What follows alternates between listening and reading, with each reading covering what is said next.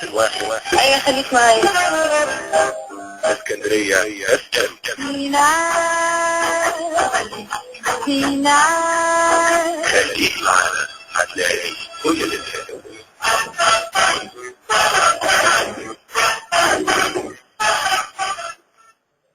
واكيد خليك معانا. انا وانا مستمع الاسكندريه في كل مكان بنتواصل مع حضراتكم مره ثانيه وحياتنا بين ايدينا وفريق عمل اللي بسعد على الهواء طبعا بالزميله هبه قاسم، لكن خارج الاستوديو طبعا الزميله ايمان محمود حاو قدمت لنا الفقره اللي فاتت ولقاءات مع الجماهير، واعتقد معانا هبه حنفي اللي قدمت اللقاء اللي فات، وايمان محمود طبعا قدمت لها رساله المكتبه.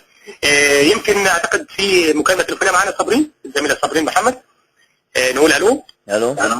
ايوه صباح الخير يا استاذ خالد. صباح النور اهلا بيك. صباح على استاذه هبه واستاذه منال. صباح الخير عليك. الله يخليك يا رب. معاك جمال الشاعر استاذ خالد. استاذ جمال ازي صحتك؟ الله يخليك حبيبي. الحمد لله على السلامه. الله يخليك الله يسلمك يا رب. عامل ايه يا رب؟ تكون دلوقتي تمام الحمد لله. الحمد لله على كل حال. الحمد لله على السلامه. هو في مشكله طبعا انا بتعرض بيها في المستشفى الميري بقالي دلوقتي اكتر من 3 شهور. نعم.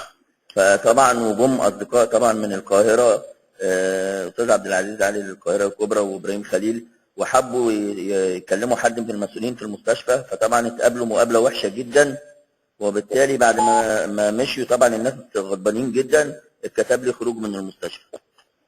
خروج وانت لسه ما استكملتش علاج؟ وانا لسه ما استكملتش علاجي، وانا كنت بتعالج من جلطه ولسه منتظر جراحه القلب. لا السلام.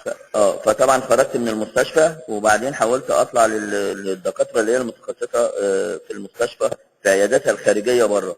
انا بعمل العمليه على نفسي. طب معلش يا استاذ جمال، اللي خرجك ده خرجك بناء على ايه؟ يعني ورقه الخروج مكتوب فيها ايه؟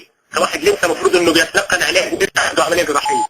قال لي لا انت خلاص كده بالنسبه لنا احنا الجلطه خلصت، فانت انتظر بقى دورك في العمليه، لان انا بعمل العمليه على نفقه الدوله. والاوراق عندهم كلها كامله يعني، بس انا مستني الدور بتاعي. والدور ده يتحدد ولا لسه؟ فالدور ده متحدد، ده 1073 وهم لسه في 850، وانا الحاله بتتدهور كل مدى. طب هو يعني اعتقد في حاله زي كده يعني لما تكون حاله صحيه يعني حاله صعبه، بتهيألي مش منطق ان انا استنى دور، والله اعلم ما ينفعش. انا رحت لوكيل وزاره الصحه اللي هو الدكتور محمد ابو سليمان، وتفضل مشكور بجواب موجه للمستشفى ورئيس الاداره المركزيه بان دوت يتحط في الحالات الحرجه.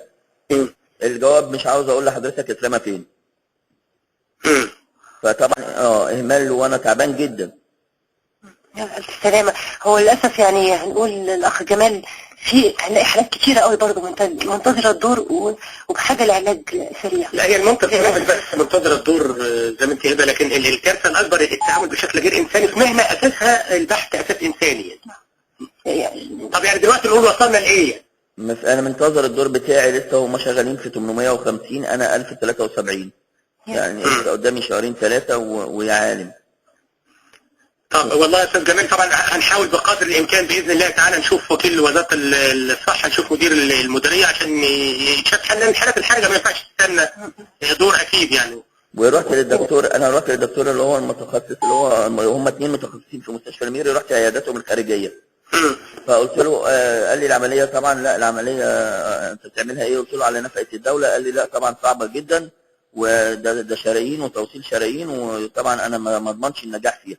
فقلت له طيب حضرتك لو هتعملها لي في عيادتك الخارجيه يعني في العياده الخاصه بحضرتك، قال لي هاخد 30,000 جنيه. قلت له طيب نسبه النجاح بتاعها؟ قال لي بالنسبه لي 98%. قلت له على نفقه الدوله يعني هموت، وعند حضرتك في عيادتك ال 30,000 جنيه هينجحوها ل 98%.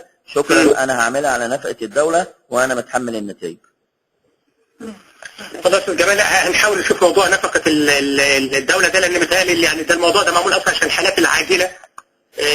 اعتقد ده الامر المنطقي والطبيعي، لكن فكره ان عشان بره يبقى افضل، المفروض ان عندنا برضه في المستشفيات فيها اجهزه وفيها معدات وفيها الات وفيها اطقم طبيه، يبقى امر غير منطقي. هو بره يمكن اسرع يعني هيعملها بكره. ما طبعا ما في دور، ما خلاص ما كده خلاص ما فيش دور.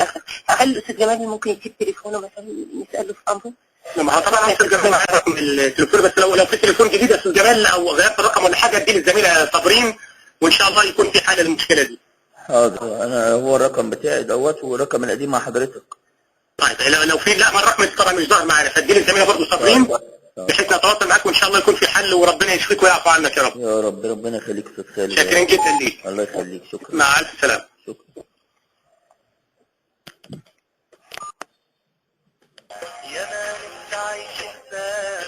يا استاذ جمال.